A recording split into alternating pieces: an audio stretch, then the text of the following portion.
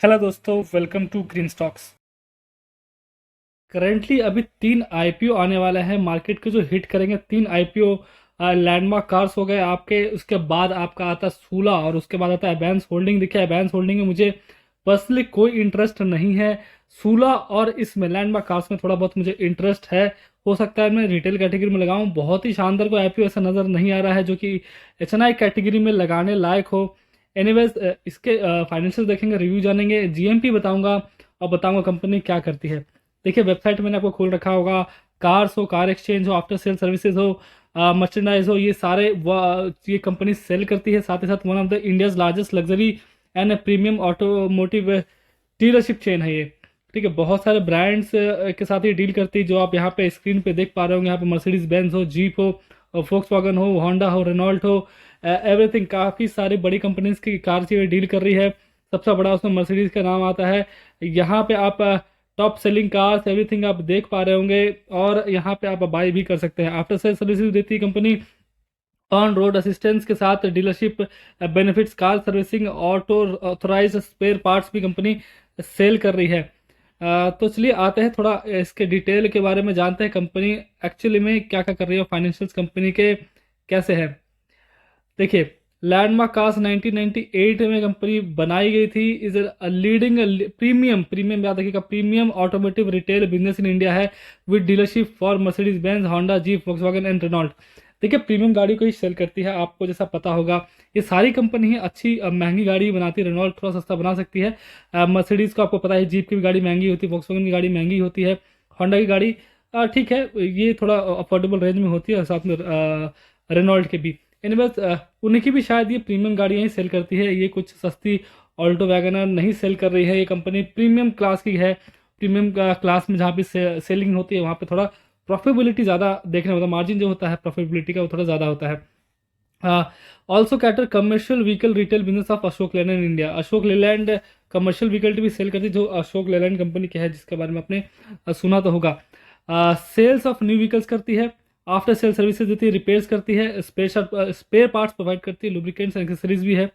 Cell of pre owned passenger vehicle and facilitation of sales and third party finance and insurance products.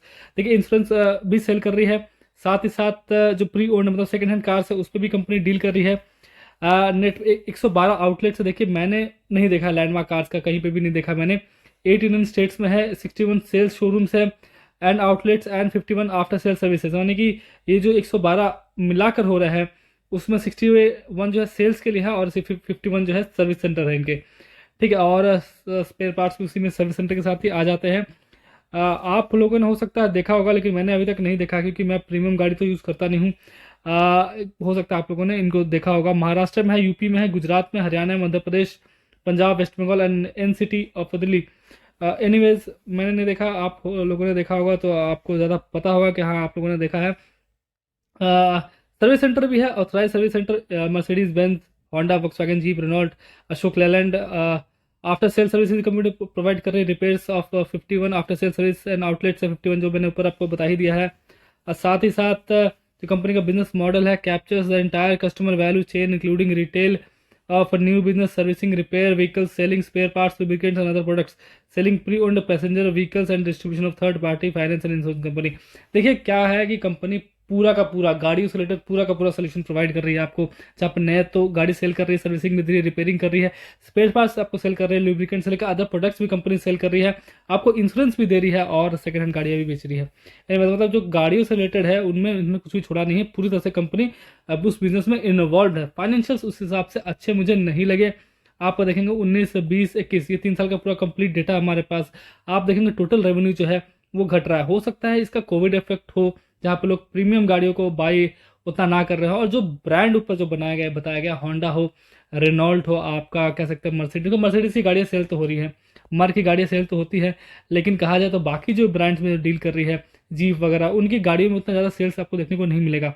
हो सकता है profitability margin उसमें ज़्यादा हो, इसलिए कंपनी ज़्यादा सेल कर रही है, उसको उस पर ही फोकस कर रही है, लेकिन सेल्स उनके अकॉर्डिंग वहाँ पर ज़्यादा नहीं होती। हो सकता है मार्जिन वहाँ पर ज़्यादा मिलता हो। एनीवेज, कंपनी के ऊपर बोरिंग है, जो लगभग थोड़ा सा कंपनी ने कम किया है। वापस यहाँ पे कंपनी की बोरिंग्स बढ़ी है, अमाउंट इन करोड़ से, मतलब काफ़ी ज़्यादा बोरिंग्स आपको देखने को मिलेगा। प्रॉफिट आफ्टर टैक्स जो देखेंगे कि आपको नेगेटिव मिल रहा है, अब जाके कंपनी थोड़ा बहुत तो प्रॉफिट कमाने लगी है, बट रेवेन्यू में गिरावट देखने को मिल रही है। रेवेन्यू में कंटिन्यूस गिरावट है, कोविड का इफेक्ट हो तो भी अच्छी बात नहीं है, मतलब फाइनेंशियल जो कंपनी के उतने खास उतने शानदार नहीं है। जो पर्पस जिससे ऑब्जेक्ट ऑफ द इशू जो है इस कंपनी का, सर्टेन बोरिंग्स को चुकाएगी, जो कि अच्छी बात है, और साथ ही साथ जनरल कॉर्पोरेट पर्पसेज है। आईपीओ की डिटेल्स हम बात कर लेते हैं। तो ऑफर फॉर सेल बहुत बड़ा एक पार्ट होने वाला, 762 करोड़ का आईपीओ होने वाला है, जिसमें से ऑफर फॉर सेल 612 करोड़ का होने वाला है। यानी कि जो अभी जिस स्टेक होल्डर्स है वो अपना माल बेच के भागेंगे, इसलिए थोड़ा प्राइस पेंड हाई रखा गया है।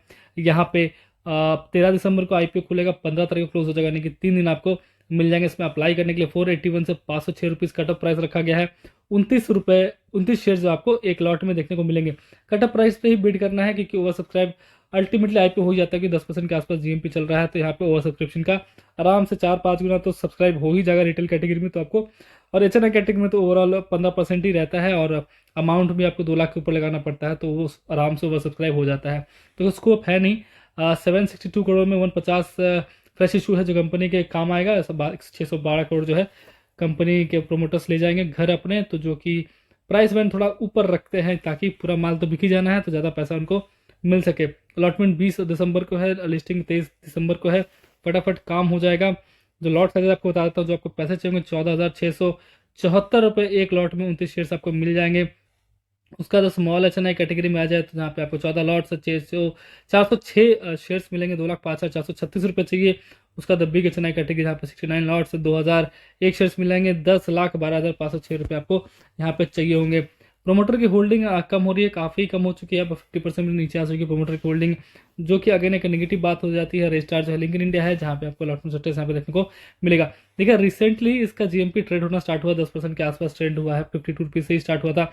आज 9 दिसंबर को मैं वीडियो बना रहा हूँ, और आज 2 बजे का ऑलमोस्ट अपडेट है, 52 रुपीज़ ही इसने सस्टेन किया है। देखिए कहा जाए तो 3 अगर आईपीओ आए हुए हैं, 3 मेनलाइन आईपीओ आए हुए हैं, उन तीनों में 2 ही अच्छा। सूला एक अच्छा है, क्योंकि भाई वाइन इंडस्ट्री का वो बादशाह 52% उसका शेयर मार्केट है, तो सूला एक अच्छा है। प्लस क्योंकि ओएफएस प्रो लाया गया, प्राइस पॉइंट थोड़ा हाई रखा गया, फिर भी इसलिए ऑलमोस्ट 10% के आसपास जीएमपी चल रहा है। और लैंडमार्क कार्स भी ज़्यादातर कंपनी इतनी खास नहीं, लेकिन जीएमपी ठीक ठाक चल रही है, तो यहाँ पे आप एप्लीकेशन रिटेल कैटेगरी में डालने की सोच सकते हैं। मैं एचएनआई कैटेगरी में किसी भी आईपीओ में डालने का नहीं सोच रहा हूँ। एचएनआई मैंने एकदम ही त्याग दिया है कि एचएनआई कैटेगरी में अप्लाई नहीं करना है। मैक्सिमम अकाउंट से रिटेल कैटेगरी में अप्लाई करूँगा, थोड़ा बहुत गेन लेके लिस्टिंग गेन लेके निकल जाऊँगा, 10% मुझे मिल जाता है तो। एनीवेज ये मैं इसलिए कर रहा हूँ क्योंकि एसएमई आईपीओ आए हुए हैं बहुत सारे, और मैंने एसएमई आईपीओ में अप्लाई किया हुआ है, अरहम में मैंने अप्लाई किया हुआ है, ठीक है। 1 लाख रुपए यहाँ पे डाले, एक लॉट यहाँ पे अप्लाई किया है। उसके बाद द्रोणाचार्य जो है उसमें 2 लॉट में अप्लाई करूँगा, तो मेरे सारे पैसे जो है इन्हीं पे अटक जाएंगे एसएमई आईपीओ में, इसलिए मैं यहाँ पर रिटेल कैटेगरी में, मेन लाइन कैटेगरी में फिलहाल रिटेल में डाल रहा हूँ। आपको अगर यहाँ पर लगाना है, अगर आप एसएमई में नहीं लगाते हैं, तो आप यहाँ पे एक बार लगाने की सोच सकते हैं, कि थोड़ा बहुत जीएमपी आगे बढ़ता है तो, वरना आप ही रिटेल में लगाया, ज़्यादा कुछ खास तीनों ही आईपीओ में कुछ है नहीं। एनीवेज 12 या 13 तारीख को, 12 या 13 को मैं एक वीडियो बनाऊंगा, जहाँ पर तीनों का करंट जीएमपी के साथ मैं कंपेरिजन बता दूंगा कि क्या क्या आपको करना चाहिए, किसी में एचएनआई में लगाना भी चाहिए कि नहीं लगाना चाहिए। फिलहाल अभी इस वीडियो में इतना ही था।